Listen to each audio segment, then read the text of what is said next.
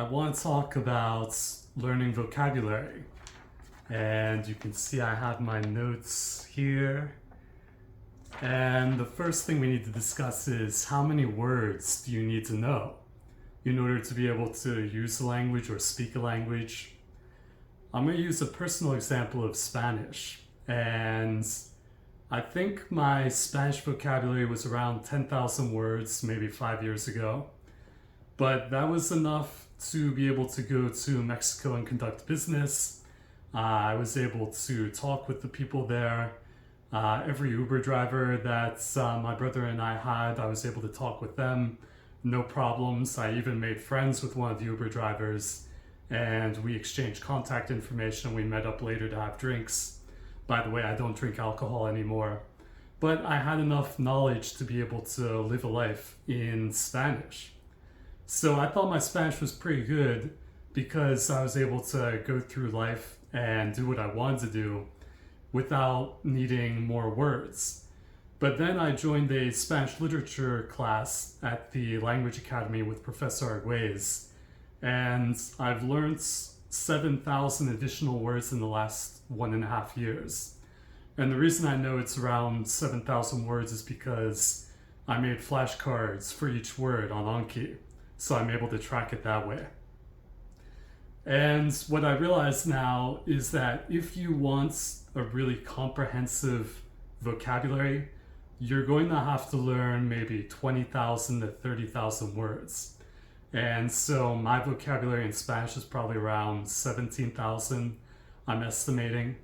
But I still have a lot of words to go. There's still many, many words that I've come across in books that I need to learn and I have to look up to understand them. So yeah, learning a language is definitely a long process. It's a rote process because you have to learn tens of thousands of words singly, one by one, again and again. So for that reason, we need a system that works for learning vocabulary if we're going to become fluent in the language that we want to speak. So there are two parts to this system.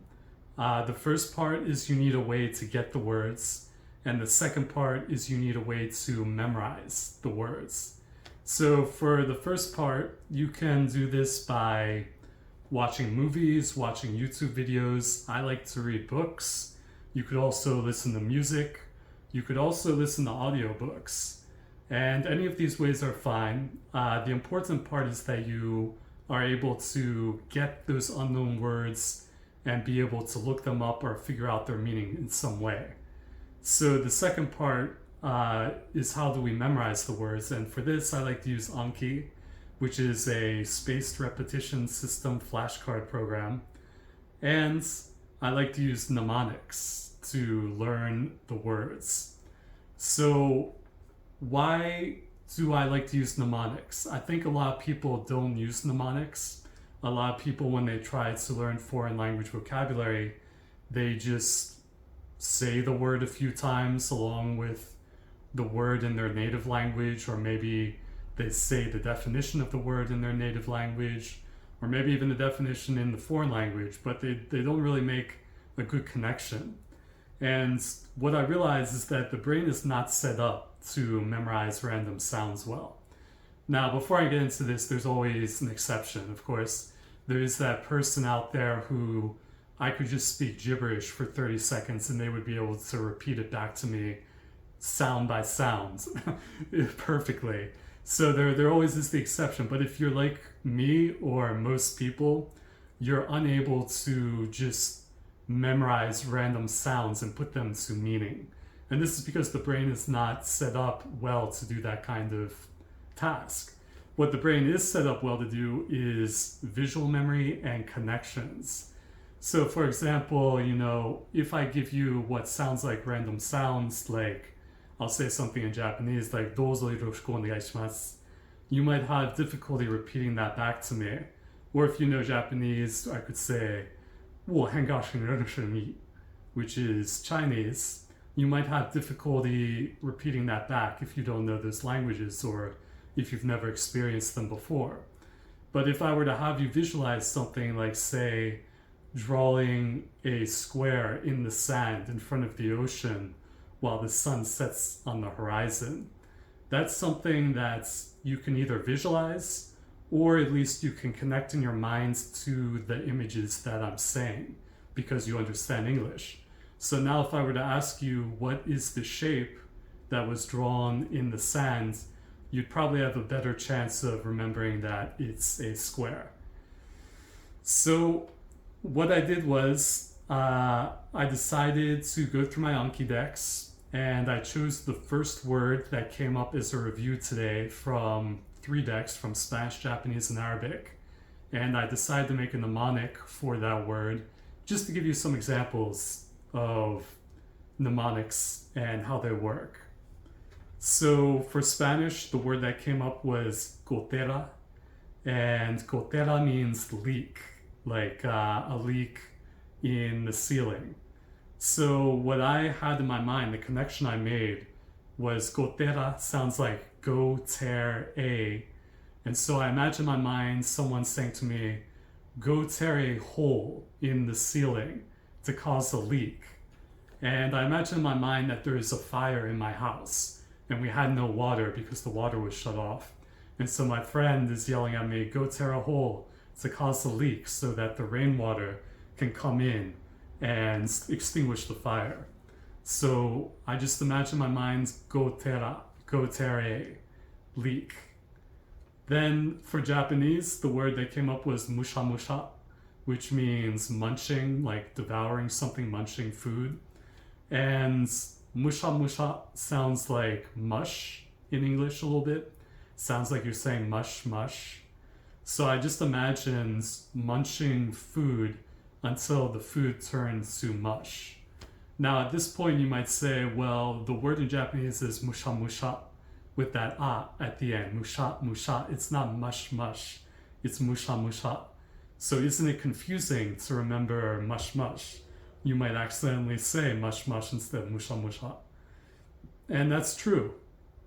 But the point of a mnemonic is not to be exactly the word that you're trying to learn. It's supposed to be close enough that it gives you a good reminder to remember the actual word. So in this case, mush sounds similar enough to musha that it allows me to remember musha musha. So in this case, I just remember I'm munching a lot of food and I'm able to munch the food into mush. And so I get musha musha. Then for the Arabic deck, the Arabic word that came up was alik or reek, leak. And leak means empty stomach. So for me, reek sounds like the English word reek, which means to smell bad or smell strongly bad. And so what I imagined was I had an empty stomach, so I was so hungry. But the food that's in my kitchen smells so bad that even on an empty stomach, I don't want to eat it. So the food reeks, and even though I have an empty stomach, I don't want to eat it because it reeks. So that's how I know that reek is empty stomach in Arabic. So mnemonics definitely require effort up front. You have to spend some of your effort in an imaginative way to create this connection or visual image in your mind. However, in the long run, it's going to save you so much time because you're not just going to simply forget the word because you said it a few times and prayed that you would remember it. The other thing I'll mention here is that if you can't come up with a good mnemonic or image to remember the word, you can always go to ChatGPT and ask it to create a mnemonic for you. Just be sure to tell it to create you a visual mnemonic that takes into account the sounds of the word, and that should be able to give you something that's good. The other thing that I will note here is that you still need to practice the words to be able to get active use of them. If you just use mnemonics to remember the vocabulary, that doesn't necessarily mean that you're going to be able to use the words in a conversation on the fly. That's another skill that you need to practice. You need to get the words into your active vocabulary. Mnemonics are just kind of that first step to get into your memory so that later on when you're having conversation practice or using the words, you'll be able to think, wait, what was that word? Oh yeah, it was that. And then you'll be able to use it, and eventually it'll get into your active memory. So let's do a little test. Do you remember what the meaning of the Spanish word gotera is? Do you know what gotera means in Spanish? Okay, it means leak. Do you know what munching is in Japanese? Do you remember the word for munching in Japanese? It's musha musha. And do you remember what rik in Arabic means in English? Do you remember what rik means? It means empty stomach. And if you remember what the mnemonics were for gotera, it means go tear a hole to create a leak for the water to come in to extinguish the fire.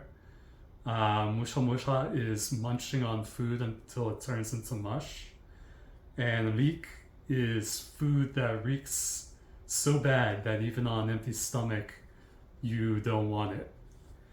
Okay, I hope that gave you some food for thought and that will help you learn vocabulary faster because, yeah, in the end, we have to learn so many words to become good at a foreign language. So we need every last tip, technique, or bit to be able to have us learn even faster and more efficiently so that we can get closer to knowing the language and getting to the parts that are enjoyable rather than, say, just spending all of our time trying to remember and forget and then try to remember again vocabulary. Okay, thank you so much and good luck.